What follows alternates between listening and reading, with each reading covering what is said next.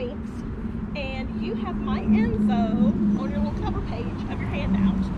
And I'm going to kind of blow through the handout real quick just to make you familiar with what you're looking at so you're not so distracted while I talk about everything in my notes. Everything in my notes is actually going to be in more detail in your handout. Okay? And we deaf people might ask you to speak up over the traffic. No worries. Okay. I have a nice big voice.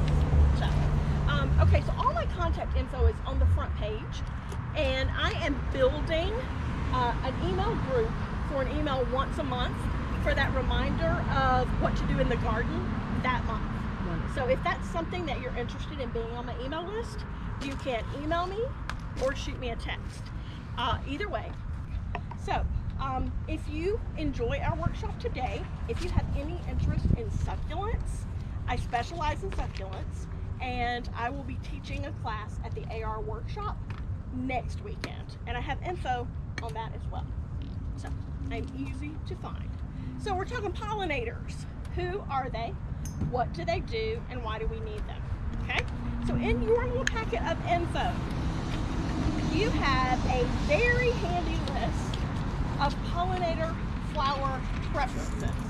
When we talk about all the different pollinators, I'm actually have everything listed that they prefer. Not the only things that they are attracted to, but their very favorites.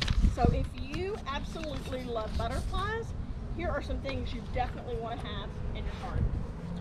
Then, on the back of that, you also have plants that rely on pollinators.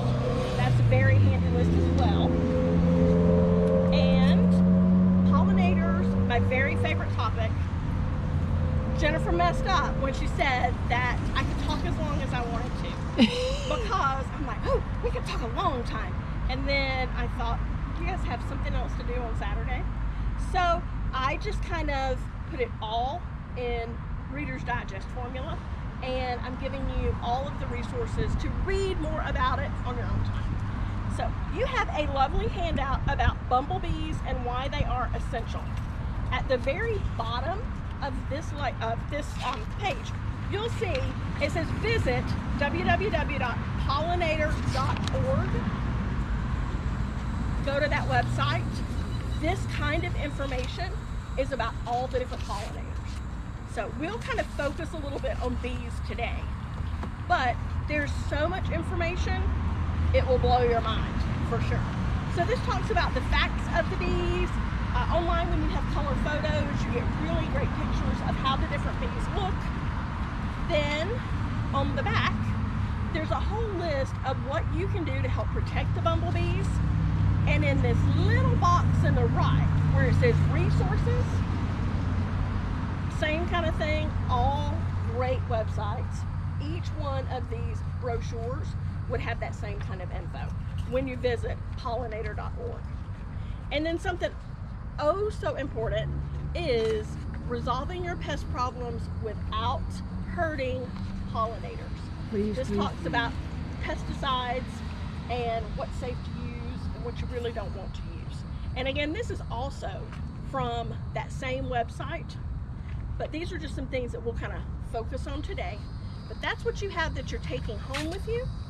And then I'm just going to I am a facts kind of girl. I'm all about some statistics because I love a statistic that makes me say wow. So that's what I kind of want to share with you guys. So shelter and nesting sites for them. So when you plant native species and flowers for your ecoregion, then you are absolutely certain to get your pollinators. And you can plan for blooms from early spring through late fall. And that's going to be a long season. We are by far the best place to live for gardening with this long season. I am a brand new master gardener. I am essentially a brand new gardener. I grew up flower gardening with my grandparents, but my grandparents always had a huge garden. And the more that I learned, the more I realized that there is no better place to live, hands down. Yes, it's hot, yes, it's humid, but we have our southern hospitality and this extremely long growing season. Have you guys had your soil tested? Have you done that? I mean, no. Okay, so your soil at home, you can get it tested through the local extension service. I did my Master Gardener through Hall County. Hall County is $8. I imagine that's pretty much straight across the board. But you actually collect little parts of your soil throughout an area that you intend to plant. And you get different depths with that. Going down not more than 12 inches. Mix it all up, drop it off at the extension office. UGA will send you a report that is super cool. It will give you the pH, it will tell you what your soil is rich in, what it is lacking in, what you can grow in it just as it is, and what you can do to it to make it better to grow a whole list of things. It was a great value for $8. I really expected I was going to get the pH and that was about it. It's a deal. So, and you can understand the report that they send back. Yeah, they email it to you. But it's understandable. Layman's terms for people that are not. Oh, it's great. Okay. Yes, yes. Native bees. Here's another thing, that statistic is amazing. 4,000 different kinds of native bees in North America. 4,000. Unbelievable. 4,000 different kinds of native bees in North America. That is nuts. Yeah. So, but they pollinate 80% of our flowering plants. Pollinate 75% of fruits, nuts, and vegetables grown in the country. See why I focus on bees? And honeybees are unable to pollinate tomatoes or eggplants, and they don't really care for pumpkins, watermelons, and blueberries, which It's incredible that somebody did that survey on 4,000 different species of bees and followed one type to know that. That doesn't do well, yeah. But the other bees fill in for what that one doesn't pollinate. Sure. It's unbelievable. Which is why you need so many of all kinds of all bees. kinds. God, Yes. that's good. So, He is in your all little the bee time. handout, you're going to get a little more info about some of the different local bees. And in that pollinator.org, if you go there, there's a whole list of the different kind of bees that we predominantly have here in Georgia and what they do. So, I brought a mason bee house to show you today. I love it. So, little pieces of bamboo are in it. Now, this one came from Dollar General for $5. Oh, all right. So go to Dollar General and get your So you mason don't bee have to house. make your own. But why is You it called don't. a mason bee? So Is a the mason bee is going he's going to house in those This is little cool. pieces of bamboo. Dollar store. Yep, I Dollar like General. it. Love it. Now, you can make I'll one. get one of these. And this is something so easy, you can hang it. So the mason bee is one of the bees here that pollinates so many of our flowers. And I have a whole lot of flowers, and I want a whole lot of mason bees. Now, mason bee is going to come in, and he's going to build his little home in here, and he's going to hang out there all summer. He's got a good safe place to go, and he's not going to the neighbors. He's staying at my house. He likes it. So he's my friend. Okay. Now, end of the season, the winter, he goes in the ground, does his little overwintering, and I can come in, and these will come out, and you can replace them. And we have lots of folks around here that have bamboo. Oh, you're looking at two of them. And they'll end up with, a lot of times on Facebook or whatever, people will post free bamboo. Well, take your bamboo, dry it, cut it, and then you just replace your little pieces of your mason bee house. That'd be a fun project. It is a very fun project, and there is, You can make a whole gardening workshop. I want to say Scottsdale Farms. That's a little ways out from us. The spring They do a bamboo workshop, I'd rather do but the it's workshop. fairly expensive. So if that's something that you wanted to do here, that'd be an easy thing to do. That'd be a great little fundraiser. So, okay, I'm having a hard time putting my bamboo back in there. But you guys get the gist of it. But go get your little house, Dollar General, $5. they're yellow, they're white. These will all come out, but it comes fully stocked. It came just like this. Okay? Get several of them, set them around. Or hang them. Or hang them. They are actually good if you have just a little short piece of wood that you, like a 4x4 or something, you just attach it to the top of that. You got a little strap that you just need to use for something. You do that, put it on a pole. Yes, ma'am. Okay, at what height should they be put? It doesn't really matter. It doesn't really matter on those. And that's why you can set them anywhere or you can hang them. They don't need to hang high like from a tree. That's what I was asking. Yeah, they don't really need to be like a bird house because you don't really need them hanging out with the birds. Okay, next question. Yeah. Are the bees attracted to the yellow and white more than any other color? Yes. Okay. Exactly. Exactly. And you will see, we'll talk about a little bit of that, and you'll see that because they're absolutely, everything's attracted to specific colors. Just like hummingbirds are more attracted to the red. Yeah. Yes. And when I'm here daily picking, you see them buried in the squash blooms, which are all Red. no, they're golden yellow, like a But cross it's got lots of stuff in there for them to suck out. right. But I think they're attracted to the color first. Oh, the yellow. The yellow, makes sense. yeah. Yeah. And you will actually see in your little list of different plants, it will tell you why some things are attracted to those specifics. Then we'll talk about foraging. And foraging is going to be just different ways to attract and keep those pollinators in your garden. So plant a variety of flowers, shapes, and sizes. You want tubular for those hummingbirds, star-shaped, bowl-shaped. You want all kinds of different shapes of flowers. But something that is pretty interesting to me now in so many of the new varieties of things, you see double bloom zinnias, double bloom this. The extra petals are kind of at an expense of the nectar. So you don't need those double blooms. They want that little single bloom so they can hang out for a little bit. They can come inside and stay a while. So plant varied colors in large clusters. Again, attracting and pulling the attention. And provide flowers with varied bloom times. So something's always blooming. Because if everything blooms now and nothing blooms in a month because it's all come through, then everybody's going somewhere else.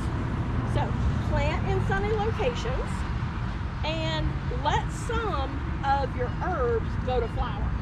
If you're harvesting herbs, don't harvest everything. Let it go to flower because all of those pollinators love those herbs. They just love them like crazy. And practice companion planting. Everyone's familiar with companion planting? No. We do that here. I'm all about that. All of those years of trial, error, research, we've never lived in a better time to garden. You know, with all of the internet, whatever question you have, you can just find it, period. So, provide nesting sites for your pollinators, and ground nesting is important. You want to leave some areas that are undisturbed, like your garden pathways.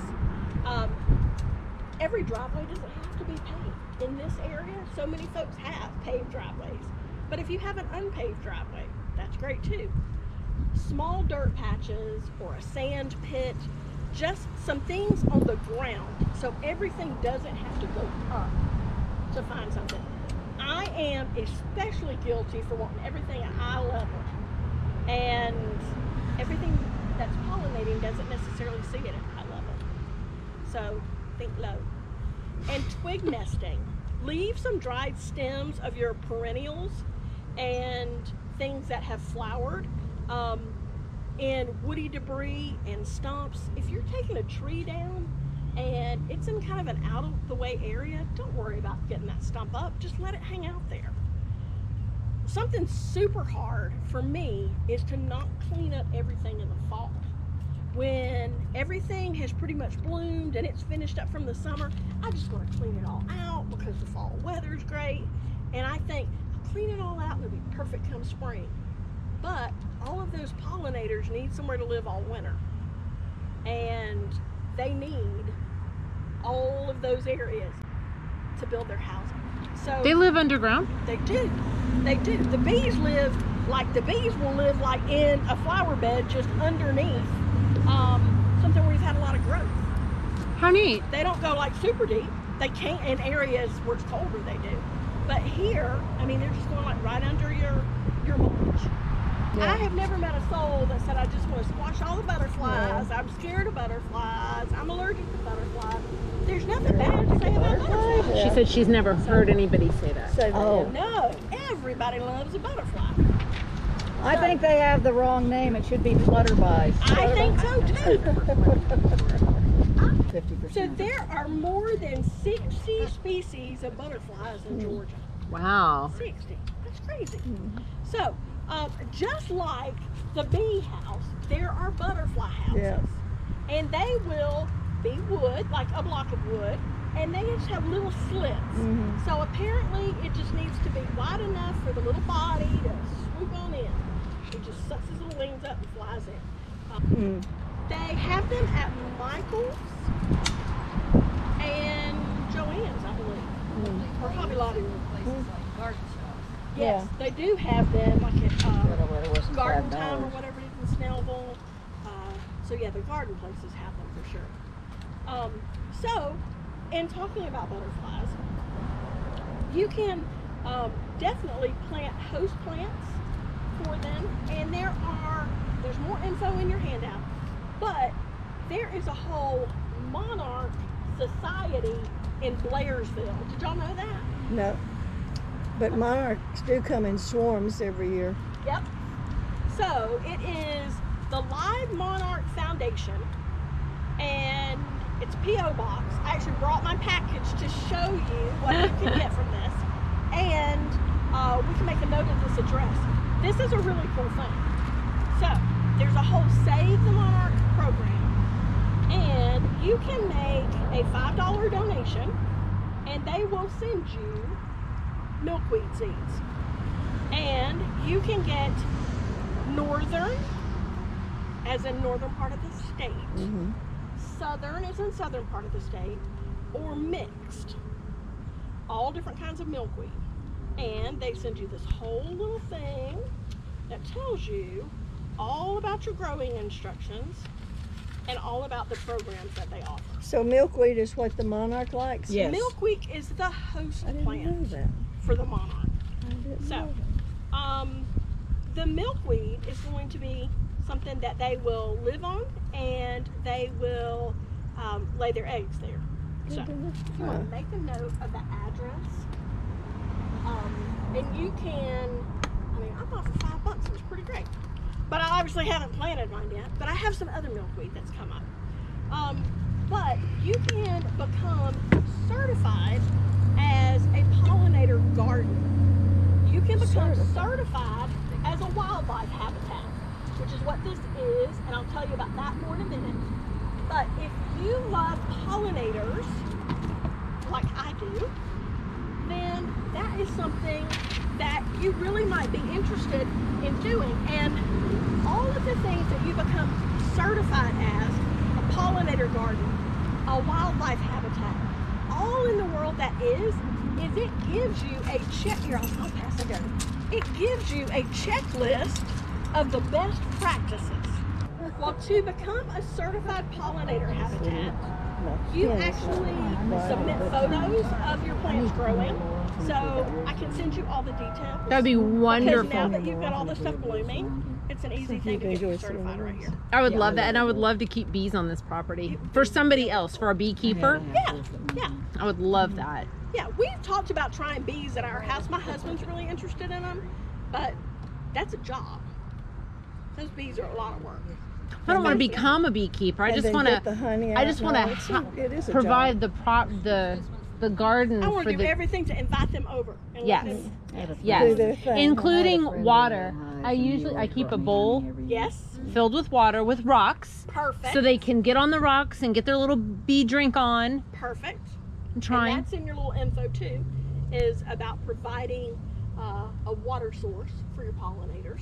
little shallow Hope this one works sand better than dish, a couple rocks in the center. That way they can hang out and they can get their water. They don't really want to, bees are not really going to drink with the birds. I don't blame them. You got that all figured out. I knew that. So, gardening for butterflies. I talk too much, so y'all just look out. Offer other food sources besides just blooming plants. Rotten fruit. If you've got some bananas that are on their way out, you can, I have a hook out on a 4x4 post. I have a hook, and if I've got a couple of bananas, I just hang those bananas out there on that hook, because that also brings in your butterflies. If you have cut something off of a tree and there's some tree sap, that's great. They love tree sap too. So there's a whole list, again on your list, Like fruit of flies. things that the butterfly likes. You know, like fruit flies Besides also? No, I just don't, but she's talking about your, butterflies and she's not telling me to bring it in the house.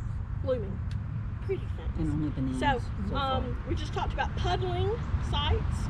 Now, butterflies, of course, are cold natured, so you'll see them. You don't see them at night. You'll see them in the morning. They'll come out and they'll get on a spot and they'll just warm. And then when it's super hot midday, they've had enough of the heat and they'll retreat. But they come out and they get warmed up, and then they do their little work. So as a kid, my grandparents had a whole, like all the way down their driveway, they had a whole bank that was thrift, and I used to catch butterflies as a kid. Catch them, and I would just inspect them to the hill, and then I'd let them go. And my bedroom was decorated in butterflies when I was a little kid. Butterflies are just magical. Mm-hmm. I And agree. other than the one person that you know, everybody knows butterflies. So, but there had to be somebody who was scared of butterflies. There had to be. So, in providing nectar plants for your butterflies, they are attracted to red, yellow, orange, pink, purple, and blue. So, lots of color. Lots of color. The more color, the more butterflies. And again, back to that planting for continuous blooms. They will come for all spring through fall, as long as it stays nice and warm. Now, through that monarch site, they will tell you exactly when the monarchs come through here. And that there's a chart, just like our last frost date. There's a chart online that shows you when you can expect that the monarch makes its journey through. So if you know when it's coming, you can plant ahead of time so that it's blooming before it gets here. Exactly. And let them hang out for a bit. So, butterfly bush. Who has a butterfly bush? And they're purple, aren't they usually? I have a white one out in the front. Oh, okay. So, butterfly bushes are gorgeous. But in some counties in Georgia, they have been ruled as invasive. Oh. Gwinnett County is not one of those. But all butterfly bushes in all areas are not a great thing. When you buy a butterfly bush and you plant it out here, that's great. But in some areas, they have taken over almost like kudzu. And when they take over in an area, they lose their beauty. So I thought that was really interesting, because a butterfly bush has always been something very interesting to me. And I've seen them really large. Very large. That surprised me, because I had only seen the smaller ones, I Yeah. guess. And I saw some just very huge ones. My grandmother had a gigantic one. I mean, it, you know, as a kid, things are always bigger to you. But it was still there when I was in my 20s. So if it was gigantic in my 20s, it was gigantic. Yeah. So, but keep that in mind, that you could go somewhere, or you could be talking to someone, if they're, oh, butterfly bush, well, we think they're great, and in our area, they're still great. Exactly. There you go. There you go. What did he say? He said Gwinnett County's more inclusive. Yes, yes. Yeah, That's because it likes money. So we talked about old fruit, and we talked about how the butterflies come out and they get all their sun in, and provide basking sites for them. Rocks, bricks, flat surfaces. I keep looking at that bench. That bench is probably a great spot. On those pods, that's an area I'm sure the butterflies And this fence, we see them land. The birds, the hummingbirds, the bees. Well, I don't think I've ever seen the bees on the fence, but definitely the butterflies. Yeah, that's a great sunning spot right there. Horse manure too. Talked about the little cuddling. I'm all out. Would boar bees, you know, the ones that bore into wood? Like a carpenter bee. Yeah, are those worth anything? They are pollinators also. Okay. And the mason bee and the carpenter bee are going to be like first cousins. Okay. So while you hate them boring those holes, they're going to love the little house, which is all the more reason to get the house, because that way they're not tearing up your stuff. Your porch, yeah, okay. So, and it's hard because, of course, my husband wants to eradicate the carpenter bees, but they're very beneficial. That's what I was wondering if I'm Really? sure most everything God has made has some sort of a benefit of something, but I just wasn't sure if they were considered pollinators or pests. Well, they are definitely both. Okay. And those of us that are avid gardeners, Yeah. we call them pollinators. Okay. Okay. So we talked about a good little spot for your bees and your butterflies to have a drink. And most butterflies prefer to rest and feed in the sun 6 to 8 daylight hours. So he's going to come out in the morning, he's going to warm up, and then he's going to take him an afternoon nap. So something that was also interesting to me, and we do deal with it in this area, is light pollution. Light. So artificial lights are a factor in the decline of nocturnal wildlife, moths, fireflies, migrating birds who navigate by the moon and stars. So we have just so much. Street lights and stuff like that you're talking about. Exactly. That might be why Signage, Gwinnett County won't let light. Neon We're not allowed to signage. have lights in a community garden. I wonder if that's the reason why. Could be. I would say probably so. Yeah. Moths are we all know, they're attracted to outdoor lighting, and they get disoriented and they fly in circles. And the actual recommendation is to use low voltage outdoor lights or just motion detected lights. And you can also use red can see the lights stars, because yeah. they're not visible to insects. The neighbors I as well. personally don't know where I'd want to use a red light. But, Right here to slow the cars down. well, Along with the blue light, and along with the blue light, exactly. that would be great. And I tell you all of that just to be all inclusive of our pollinator info. But bug zappers. Who has a bug zapper? Who had a bug zapper? I had one, but Okay, It we had zaps one. the wrong bugs. It does. So here's another interesting study. So the most recent study, in one residential bug zapper, there were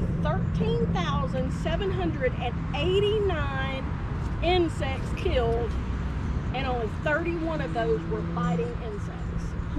That's awful. That's right. sad. That's sad. awful. Yeah, it is. That's why I It's don't have awful. one. So, do you guys know what a dynatrap is? Have you seen a dynatrap? No. It's a really cool thing. You can get them at Sam's. They sell them on QVC. And it's this little tube thing. You can get a half acre or you can get a full acre size. It's got a blue light in it. It's got a fan. So what it does is it attracts those bugs, and it's like by that fan, it brings them in and they just sit in the bottom of this little bowl. Then it doesn't kill them. There's nothing in it to kill them. And then you take the little bottom off and you can release them. So what we have, and I would recommend if you have like a mosquito problem, we have outside pets. We have 2 large outside dogs, and we have little dogs that we are in and out all the time. We spend a lot of time in the yard. So, but I don't want all those mosquitoes and those bugs when we're playing with our pets. So we have that dynatrap. It sucks in all of those. I turn it off, I take the bowl off, and I take them and I release them in my garden. There you So go. I'm not killing them, Yeah. and I'm not annoyed by them. And the little bowl thing is about that big around, about that deep. And over the course of a week, it'll fill it up about halfway. Wow. That's how many bugs we have. But it does make you wonder, Are there only 15 that are bad in there? I don't know. So, Dynatrap is an interesting thing to look for. DYNITRAP? DYNATRAP. Okay, gotcha. Dynatrap. Well, are the mosquito plants that you can plant, are those effective? I think, The I citronella think plants. the citronella Citronella, and the yeah. marigolds, Yeah. they definitely deter. yeah. And they're not killing anything. And the smell, I like the smell of the citronella. Yep. Mm-hmm.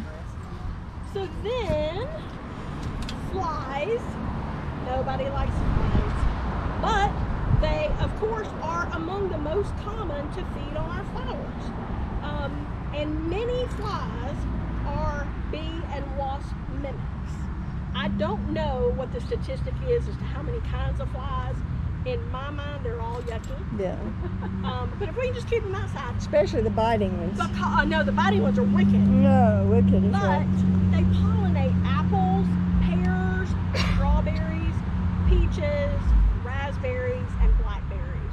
And there's a certain fly that likes Queen Anne's lace that will eat squash bugs, or at least their Oh. eggs. There is, and I think that's going to be in your list on the fly details. Yeah. Because I want to swat all the flies until I read that. And then I thought, dang it, I have to like you. I know. It's hard.